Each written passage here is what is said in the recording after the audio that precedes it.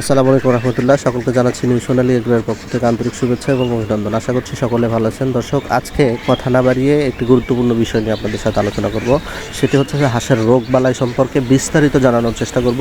Video না টেনে সম্পূর্ণ ভিডিও দেখার অনুরোধ রইল। দর্শক, আপনারা জানেন তুলনামূলক মুরগির থেকে হাঁসের রোগ বালাই কিন্তু কম। এই রোগ বালাই কম হওয়ার পেছনেও বেশ কিছু কারণ রয়েছে। সেটা হচ্ছে যে মুরগিকে সাধারণত আপনি যখন বদ্ধ অবস্থায় পালন করবেন সেক্ষেত্রে অনেকগুলো মুরগি একসাথে থাকে।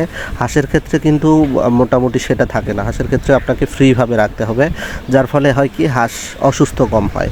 আর হাঁসের ক্ষেত্রে প্রধান রোগ দুইটি, ডাক প্লেগ এবং ডাক কলেরা। এই দুইটা রোগেরই কিন্তু আগে থেকে প্রতিষেধক দেওয়া যায়। অর্থাৎ যারা হাঁস পালন করবেন বা খামারি হতে চাচ্ছেন চেষ্টা করবেন, যদি বদ্ধ অবস্থায় হাঁস পালন করলে তাহলে তো 100% আপনাকে আগে থেকে ভ্যাকসিনেশন করতে হবে।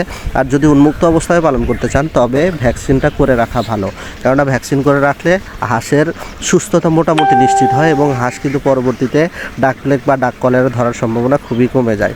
আর ডাক প্লেগ আর ডাক কলেরা এই দুইটা রোগই কিন্তু হাঁসের ক্ষেত্রে ভয়াবহ আকার ধারণ করতে পারে।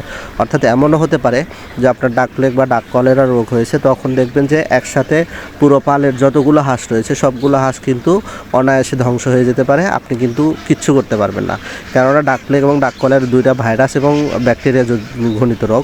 এই দুইটা রোগ কিন্তু মহামারী আকার ধারণ করে। সুতরাং যারা খামার করছেন, উদ্যোক্তা হতে চাচ্ছেন, বিশেষ করে হাঁস খামারে সফলতা পেতে চাচ্ছেন, তারা কিন্তু অবশ্যই হাঁসের ক্ষেত্রে ডাক প্লেগ এবং ডাক কলেরার ভ্যাকসিন করবেন। আজকে পর্যন্তই। ভালো থাকুন, সুস্থ থাকুন। আসসালামু আলাইকুম।